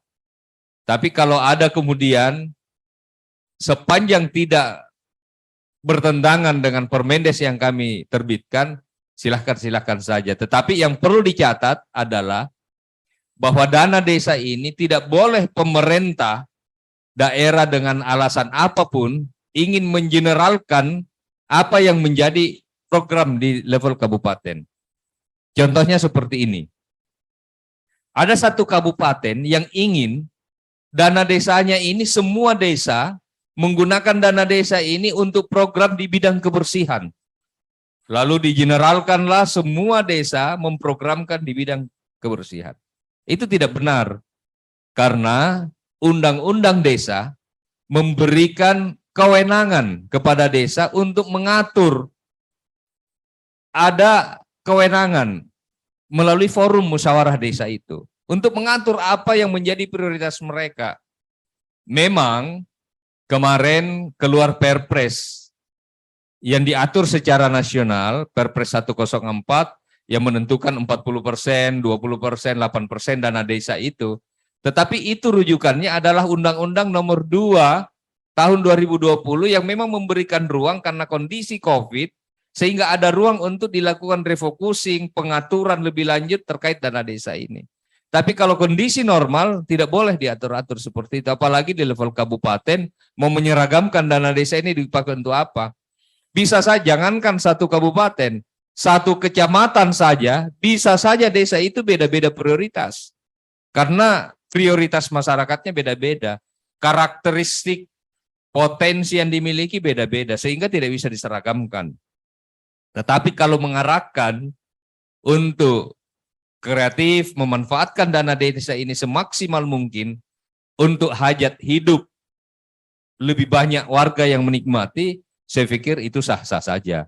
Jadi penekanan saya adalah bahwa dana desa ini tidak usah lagi misalnya kemudian ada regulasi-regulasi atau kebijakan-kebijakan lokal justru yang mengungkung kreativitas desa untuk menentukan apa yang menjadi prioritas dana desa.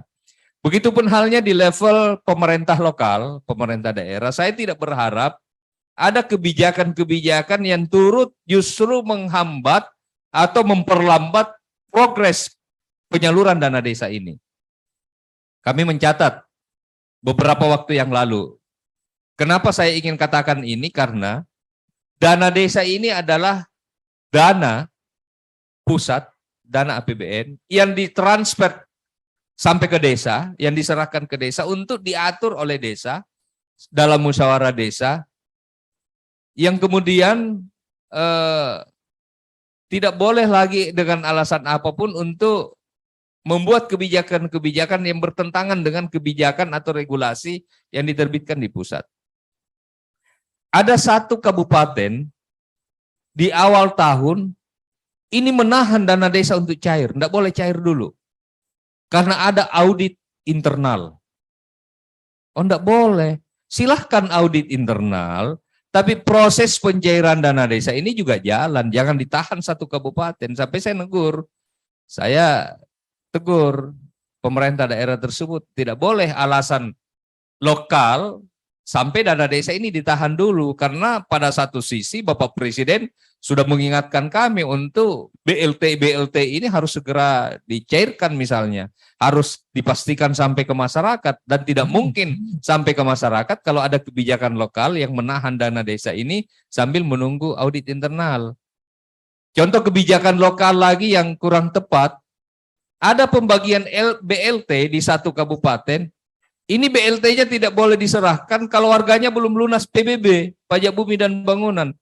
Ya ini kan orang miskin yang diberikan perhatian oleh pemerintah untuk dikasih BLT, kenapa ditahan-tahan dan disangkut pautkan dengan kewajiban pajak bumi bangunan? Itu tidak boleh. Silahkan PBB-nya jalan sendiri, tapi BLT ini tidak boleh ada yang hambat. Nah, olehnya itu semua peserta, kepala dinas, kepala desa, para pendamping, saya ingin menyampaikan agar kebijakan-kebijakan pemerintah lokal yang dianggap bisa menghambat percepatan progres penyaluran dana desa ini dikomunikasikan kepada kami. Kalau ibu dan bapak para pendamping agak buntu dan tidak ada jalan keluarnya, komunikasi dengan kami biar kami yang berkomunikasi dengan pemerintah daerah setempat. Karena tidak boleh sekali lagi ada ego sektoral, ada kepentingan-kepentingan lain yang justru bertentangan dengan kebijakan atau regulasi terkait dana desa ini. Terima kasih.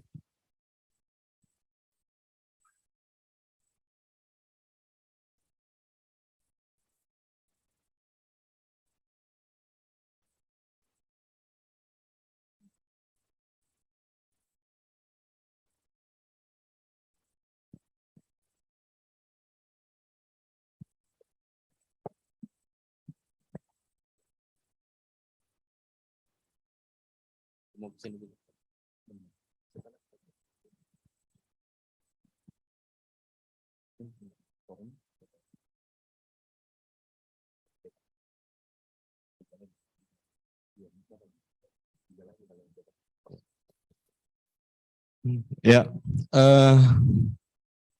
mengingat waktu, Bapak Ibu yang kami hormati, kami berikan nanti 3 pertanyaan dari rekap kompilasi pertanyaan. Perlu kami informasikan Bapak Ibu bahwa begitu besarnya perhatian pimpinan, jadi kami informasikan bahwa Pak Dirjen akan bergabung dengan kita. Mungkin nanti ada arahan dari beliau, kita akan mendengarkan arahan-arahan dari Pak Dirjen untuk penggunaan dana desa tahun 2023. Berarti bisa 3 lagi Pak Direktur atau ya.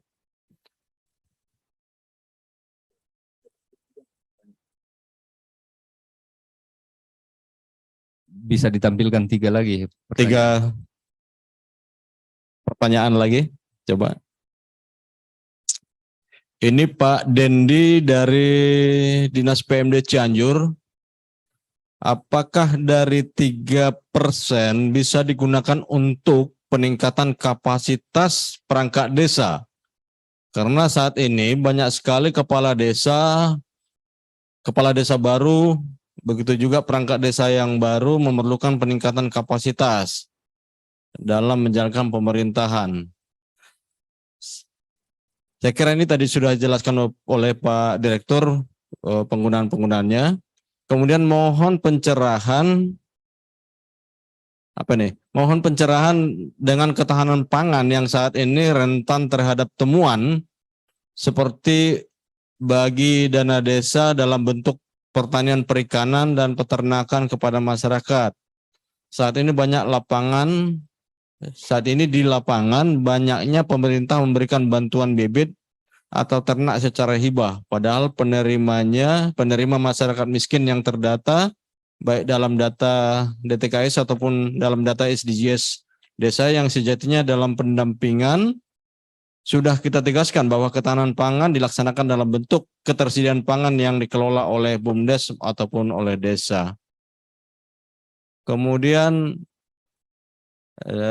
dari Bandung, izin bertanya, apakah boleh kami menganggarkan untuk ambulans desa karena minjem ke puskesmas terlalu banyak syaratnya?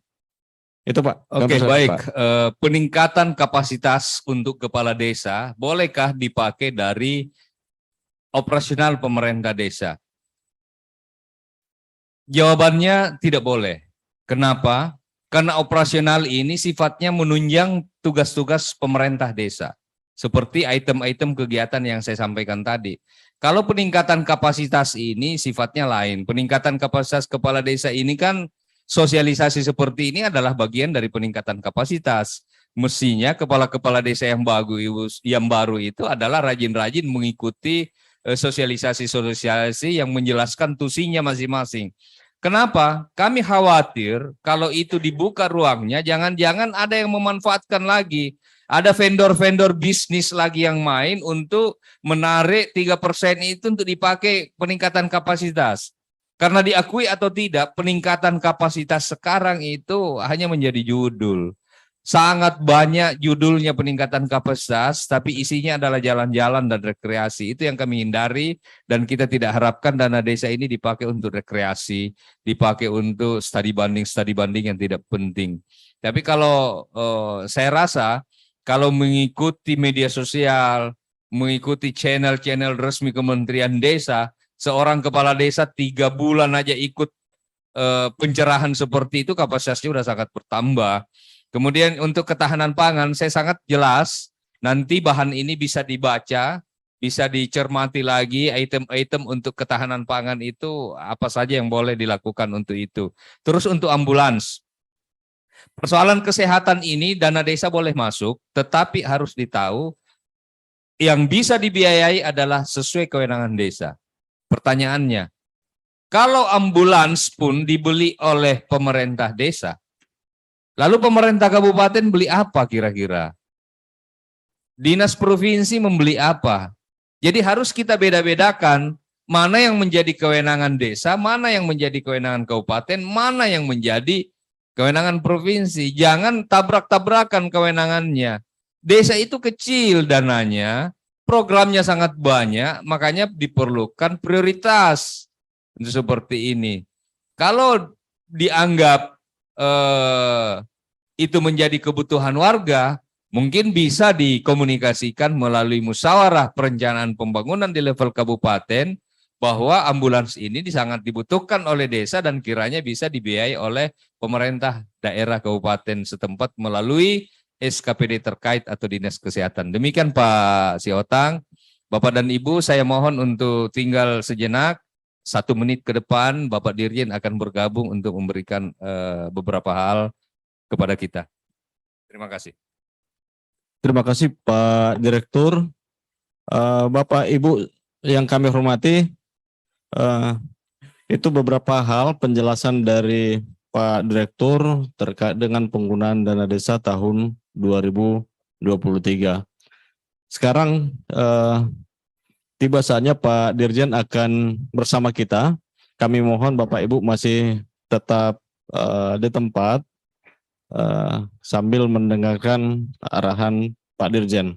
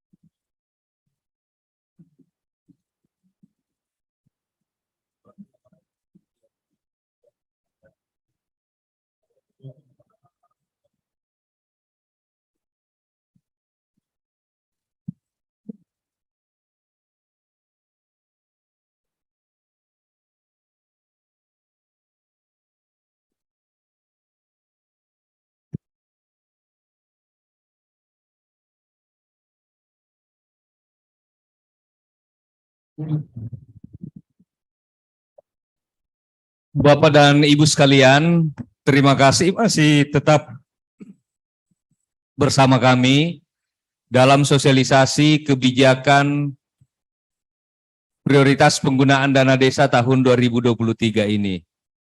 Di tengah-tengah kita sudah hadir Bapak Direktur Jenderal Pembangunan Desa dan Perdesaan. Awalnya beliau ingin hadir sejak tadi pagi, namun karena kesibukan di tengah padatnya kegiatan masih meluangkan waktu untuk menyapa Bapak-Bapak dan Ibu sekalian. Izin Pak Dirjen, tadi pagi di Zoom meeting virtual ini hadir 1.000 orang dan itu konsisten sampai sekarang, cuma menurun sedikit. Selain yang masuk pada kanal YouTube yang kami siapkan. Jadi ini pesertanya sangat antusias, tanya jawabnya juga sangat alot, dan yang bertanya juga tidak ada habisnya. Dan pada kesempatan ini terima kasih Bapak Dirjen untuk meluangkan waktunya untuk hadir di tengah-tengah kesibukan untuk menyapa seluruh peserta. Baik Ibu Bapak sekalian, untuk efektivitas waktu kita persilakan kepada Bapak Direktur Jenderal untuk memberikan arahan kepada kita semua. Kami persilakan. Assalamualaikum warahmatullahi wabarakatuh. Salam, Om Swastiastu, Namo Buddhaya, salam kebajikan, salam sejahtera untuk kita semua. Yang saya hormati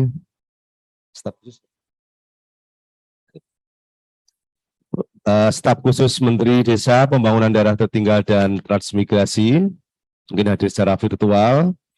Yang saya hormati seluruh perwakilan dari unit kerja Eselon 1, baik yang dihadiri oleh sekretaris maupun perwakilan lainnya. Yang saya hormati Pak Direktur Fasilitasi Pemanfaatan Dana Desa. Yang saya hormati Dinas PMD Provinsi, Provinsi, Kabupaten, kemudian tenaga pendamping profesional baik TA, TP maupun PLD.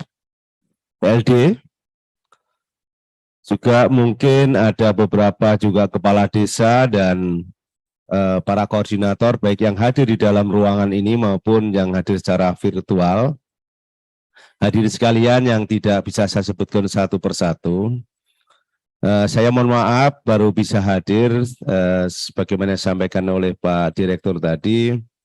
Saya hari ini tadi harus bicara banyak hal terkait dengan penguatan khususnya terkait dengan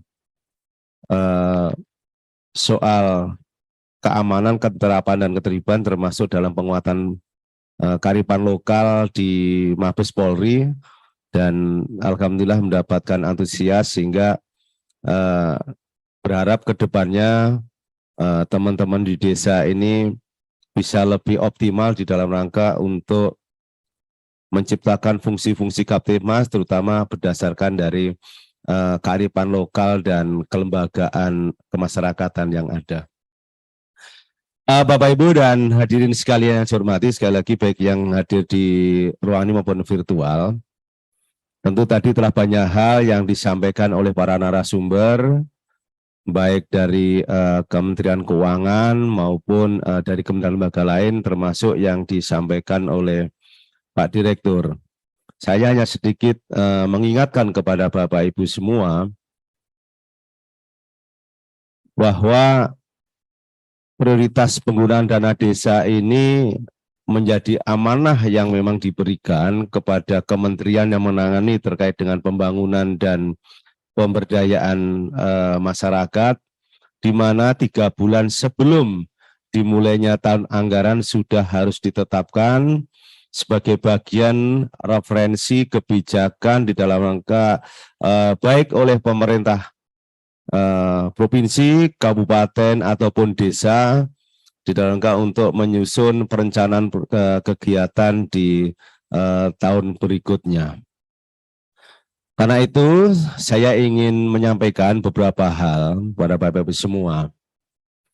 Yang paling mendasar saya ingin mengingatkan bahwa desa dengan memiliki kewenangan untuk mengatur dan mengurus kepentingan masyarakat setempat berdasarkan kewenangan asal-usul maupun kewenangan lokal skala desa, maka dari endingnya adalah bagaimana untuk mendorong terkait dengan kemandirian desa, mendorong terkait dengan kesejahteraan bagi masyarakat desa, mendorong dalam rangka meningkatkan taraf hidup termasuk penanganan kemiskinan. Karena itu prioritas penggunaan dana desa harus dilihat sebagai bagian dari upaya untuk mewujudkan itu. Kenapa ini penting kami sampaikan? Kadang ada beberapa yang masih kita temui, misalnya dari desa ataupun pemerintah yang lain, ketika dalam situasi yang kita harus fokus terhadap hal-hal yang kondisi tadi, kemudian dianggap bahwa pemerintah pusat terlalu memberikan pengaturan, terlalu pemerintah pusat dianggap terlalu memberikan seolah-olah mendikte. Sebenarnya secara filosofi adalah yang dilakukan oleh kementerian atau oleh pusat ini adalah dalam rangka untuk menuju mewujudkan itu guidance-guidance yang diberikan, selain sebagaimana yang telah diamanahkan oleh undang-undang maupun oleh peraturan pemerintah termasuk ketentuan lainnya.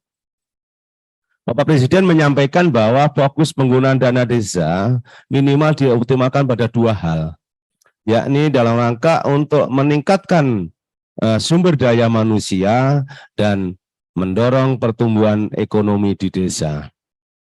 Karena itu Bapak sekalian, ini yang harus kita maknai bahwa prioritas penggunaan dana desa ini diterbitkan sebagai sekali lagi sebagai upaya untuk mewujudkan hal tersebut. Kenapa ini penting kami sampaikan dalam forum ini? Kita ketahui bersama sejak tahun 2020 dengan adanya pandemi COVID ini melahirkan berbagai kebijakan yang seolah-olah terjadi turbulensi kebijakan, terjadi akrobatik kebijakan yang memang secara nasional, ini bahkan mungkin tidak saja secara nasional, situasi ini mempengaruhi secara global, sehingga kebijakan-kebijakan yang dikeluarkan tadi semata-mata dilakukan dalam rangka mengarah kepada upaya-upaya penyelamatan tadi. Karena itu Bapak sekalian, di tahun 2023, prioritas penggunaan dana desa masih pada fokus tiga hal utama, yakni dalam rangka pemulihan ekonomi secara nasional, kemudian dalam rangka untuk membiayai kegiatan prioritas nasional, dan dalam rangka untuk mitigasi bencana alam dan non-alam, tentu semuanya dikaitkan dengan kewenangan desa. Maka terkait dengan kemiskinan, karena ini perlu saya sampaikan juga, masih muncul pertanyaan, apakah di tahun 2023 nanti masih ada terkait dengan BLT DD. Nah, ini semata-mata mungkin orientasinya berbeda ketika di tahun 2020 dan 2021, termasuk di tahun 2022 ini. Yang mana kemarin lebih pada fokus terhadap penanganan pandemi COVID. Kita ketahui bersama bahwa sekarang COVID sudah mulai landai, mudah-mudahan terus landai dan sirna. Namun kita juga masih punya PR besar di dalam bidang kemiskinan. Di desa masih memiliki kemiskinan 12,53%, kemiskinan itu masih ada di desa. Termasuk di dalamnya kemiskinan ekstrim. Maka fokus BLTDD di tahun 2023 adalah dalam upaya untuk penanganan terkait dengan kemiskinan ekstrim. Di sisi lain, upaya pemberdayaan dilakukan dalam rangka untuk meningkatkan upaya-upaya pemberdayaan yang berkaitan dengan penanggulangan kemiskinan tadi. Karena kita tahu bersama bahwa kemiskinan ada dua kondisi.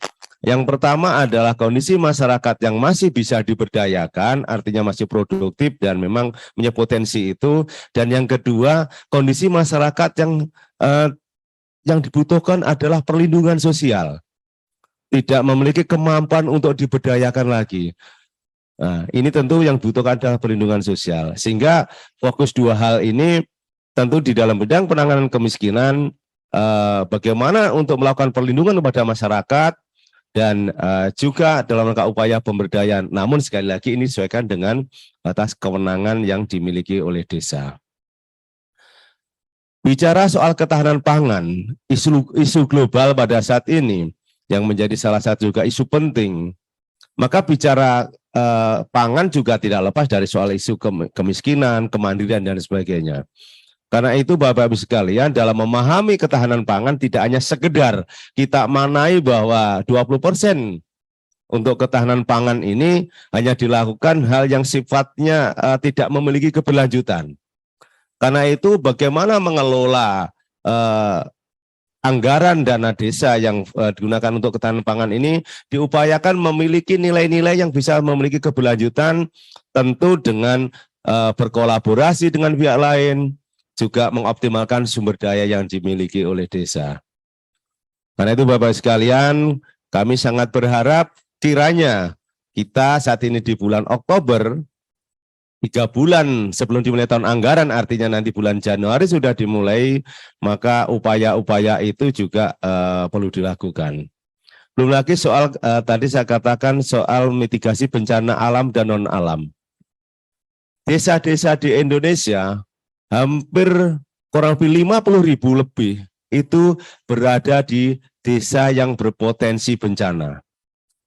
Berdasarkan data Indeks Kerawanan Bencana Indonesia, IRBI, hampir 50.000 lebih, Pak Yani ya, desa yang, ini kan pakarnya nih saya sampaikan ke Pak Yani, 50.000 lebih desa di Indonesia berada di potensi bencana, baik itu sifatnya bencana alam dalam artian mungkin tanah longsor, banjir, mungkin termasuk mungkin abrasi dan sebagainya. Nah, karena itu Bapak-Ibu sekalian, selain yang non alam misalnya seperti pandemi COVID menjadi bagian di dalamnya.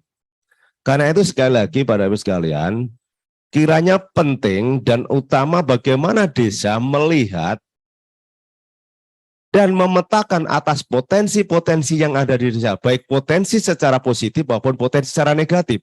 Apa saya katakan potensi positif? Tentu kaitan sumber daya, kemudian potensi aset ekonomi dan sebagainya. Yang negatif artinya seperti kerawanan bencana. Jadi kemudian terkait dengan pandemi COVID dan sebagainya, sehingga ini nanti menjadi sebuah bagian yang dimusyawarahkan ketika menyusun RKPDes kemarin dan nanti menjadi di dalam APBDes ini, telah melihat dari data-data potensi termasuk kerawanan yang ada di desa, sehingga prioritas yang dilakukan penggunaan dana desa ini adalah untuk membiayai berbagai prioritas-prioritas yang ada di desa tadi. Dan saya juga perlu mengingatkan bahwa di desa Bapak sekalian tidak hanya dana desa. Sumber keuangan desa itu ada 7 sumber keuangan desa.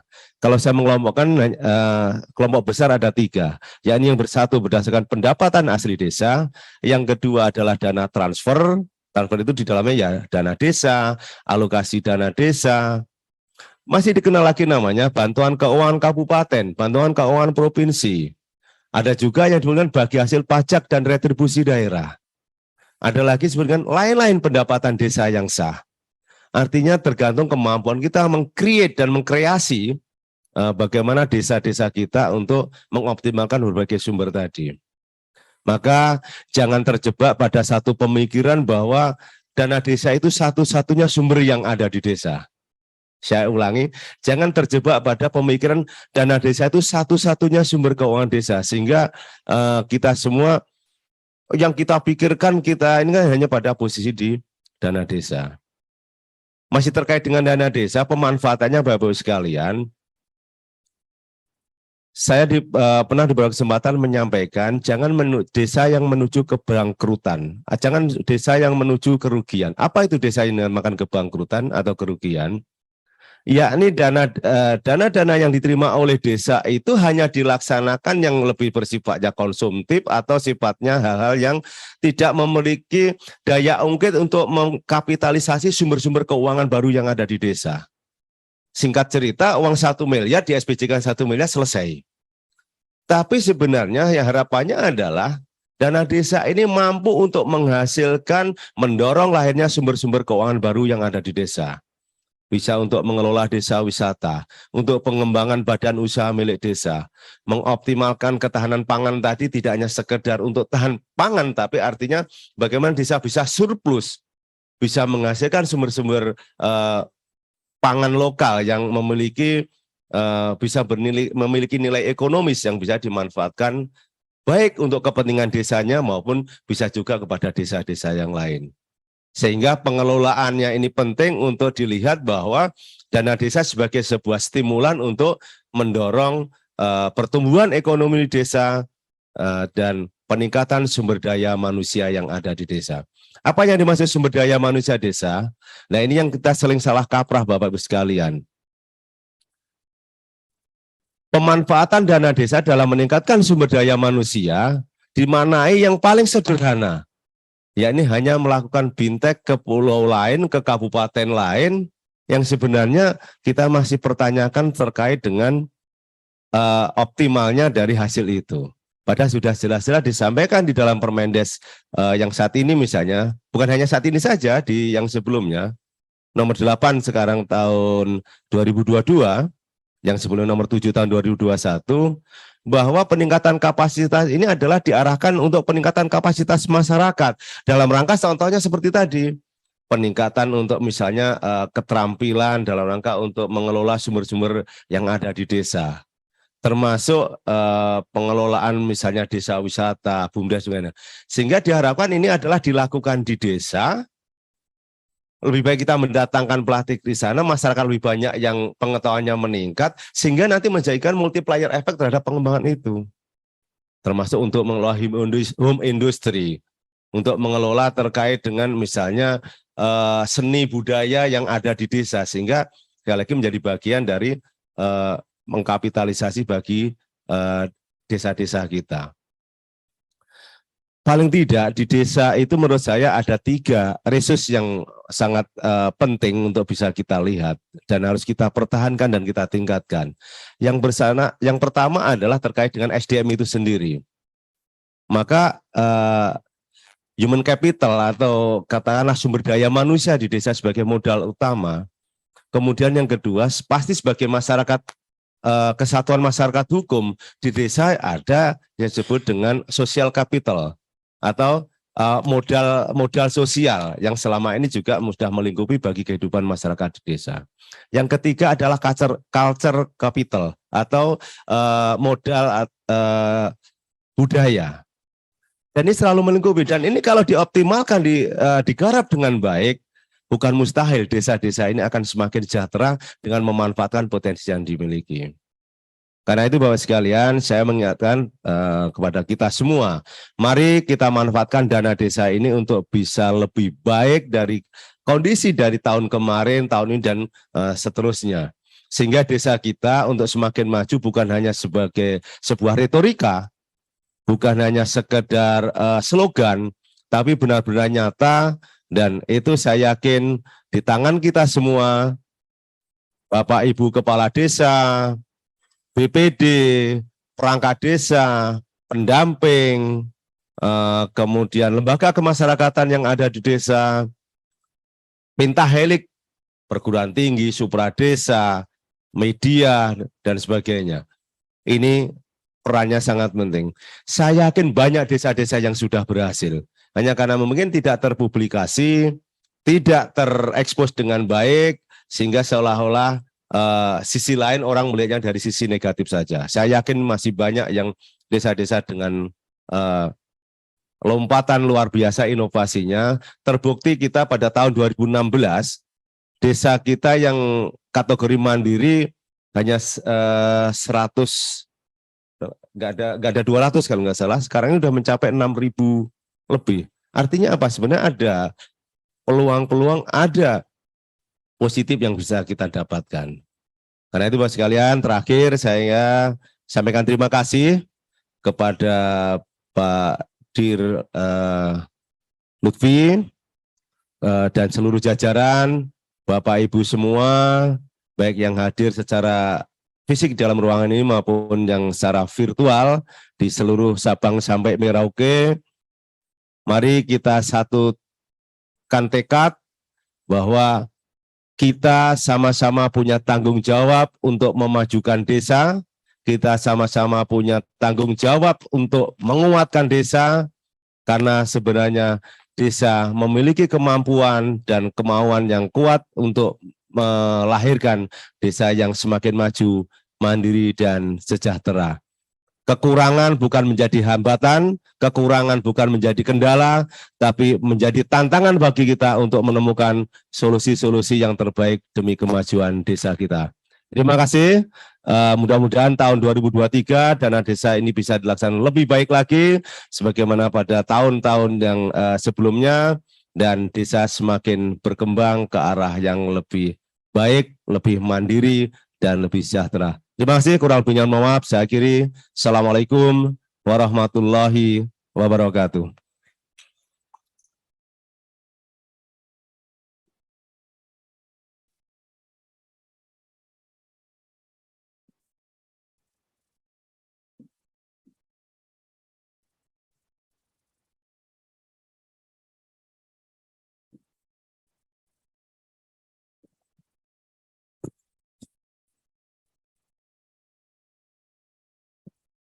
Dengan demikian berakhirlah kegiatan sosialisasi kebijakan prioritas penggunaan dana desa tahun 2023.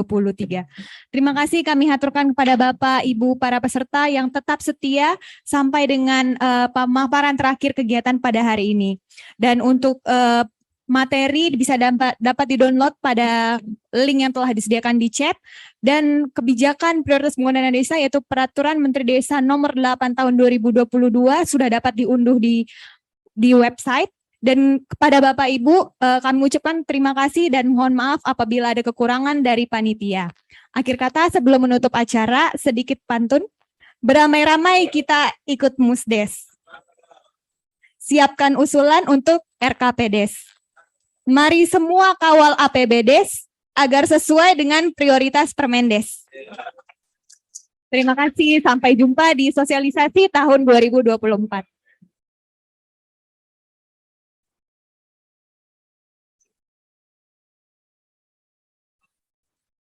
Terima kasih, Pak.